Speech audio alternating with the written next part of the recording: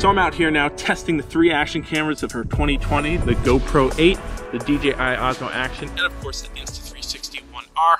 I'm using a selfie pole to get this kind of wide angle shot here, and they're all in their regular 4K 30 FPS recording mode. Now the really interesting thing here is going to be, of course, how good the audio quality is. If I go, for example, the DJI Osmo Action right here, talk a bit, Insta360 ONE R in the middle and talking a bit, or the GoPro 8. One final thing is I really would like to say I do appreciate the front-facing screens of both the Insta360 ONE R and the DJI Osmo Action, but if you're not doing selfie style shots, then I guess you don't really care about this. So back to the video.